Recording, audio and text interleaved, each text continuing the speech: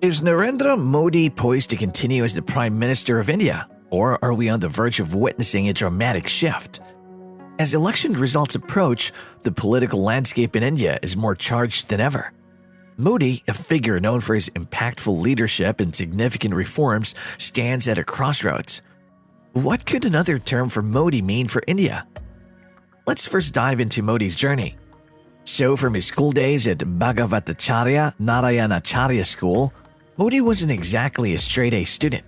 His Sanskrit teacher, Prahlad Patel, and even his biographer, Nilanjan Mukhopadhyay, described him as a pretty average. But you know what's interesting? Modi had this passion for drama. He loved acting in school plays, but if it didn't get the lead role, he'd simply refuse to participate. Talk about being selective, huh? Now on to his early introduction to politics.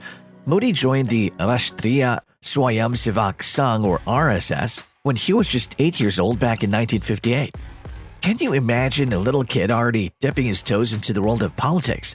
It's like he was destined for his path from the start. Fast forward to 1972 when Modi was just 22 years old, he became a pracharak in the RSS. That's like a full-time volunteer spreading the RSS ideology. And guess what? He was pretty good at it. And then in 1987, he took the big leap and joined the Bharatiya Janata Party or BJP, and boy did he make an impact. Modi was known for his organizational skills. Andy Marino, in his political biography on Modi, even talks about how Modi played a crucial role during the 1990 Ram Rath Yatra, especially in Gujarat.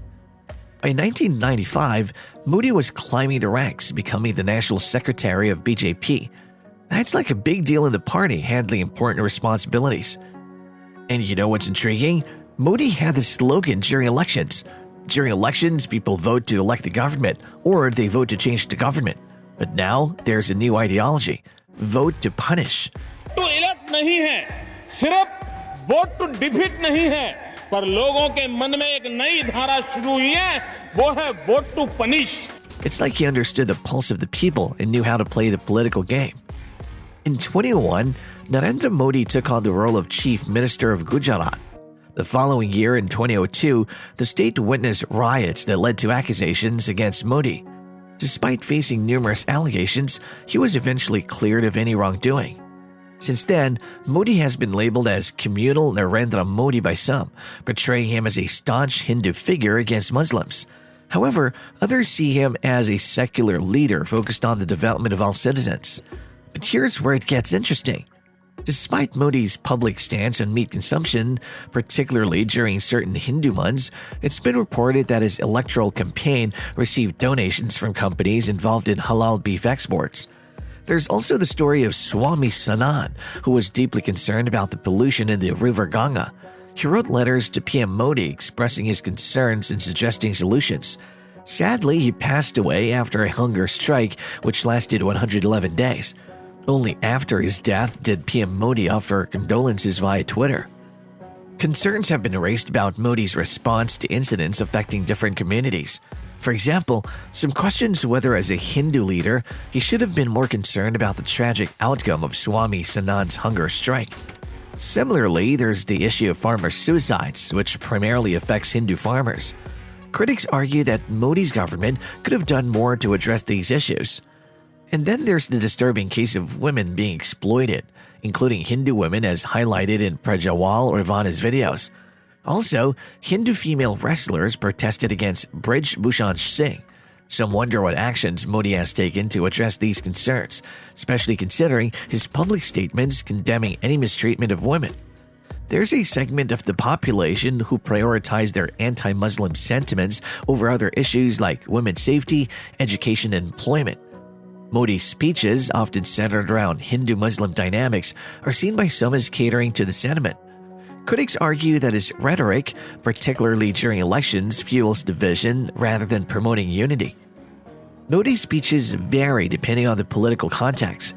In some instances, he's been accused of using dog whistles against Muslims, while in others, like in Bihar, he portrayed himself as a peace messenger, emphasizing unity over division.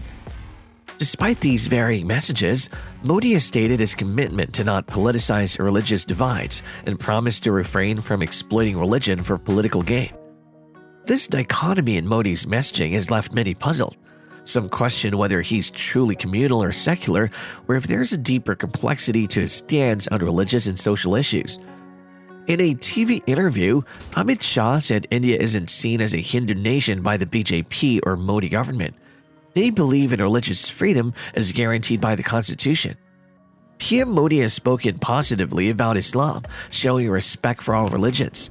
He shares personal stories like celebrating Eid and joining Muharram processions. Modi's interactions show respect for Sikhism, Buddhism, Bohra Muslims, Christians, and tribal communities. He has also a special connection with Punjab, China, and other regions, reflecting a diverse approach beyond religious boundaries. He has a history with France and claims a connection with the Yaduvans. To connect with Bengal, he mentioned visiting Kolkata's metro as a child, although it started when he was much older. He also said he wanted to be reborn in Bengal. In Odisha, he promised to make it India's top state, and in Karnataka, he made a similar pledge. This tactic of forming emotional ties with each state is used nationwide. In Uttar Pradesh, the BJP uses emotional manipulation by invoking the holy cow to win votes. In Kerala, they promise quality beef in exchange for votes. Modi used to criticize the former prime minister for ignoring inflation. He campaigned against inflation but isn't mentioning it now during elections. The Election Commission consists of 3 election commissioners. In 2019 election, one of them, Ashok Lavasa, refused to clear Narendra Modi's hate speech. He was ousted from his position soon after. The selection panel, which includes the Chief Justice of India, appoints election commissioners, but Lavasa was removed from this panel as well. The appointment of election commissioners seems arbitrary. The government's influence extends to the media, with raids on outlets critical of the government, while pro-government media receives praise in interviews with Modi. Companies that support Modi receive business opportunities and favoritism in regulatory matters. Adani, a close associate of Modi, has benefited significantly from this relationship, obtaining contracts ranging from airports to coal. While there have always been things that Modi has been criticized for, he has always been looked up for some of his great efforts during his power.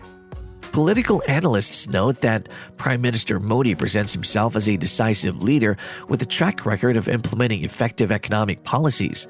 He has been hailed as the first 24/7 campaigning prime minister, emphasizing direct engagement with voters. Many people hoped Modi would improve how the government works, but changing institutions is hard. Modi promised to reduce government control and make it easier for businesses, but it hasn't happened as much as expected. Some improvements like online auctions and faster business approvals have been made, but there's still a long way to go.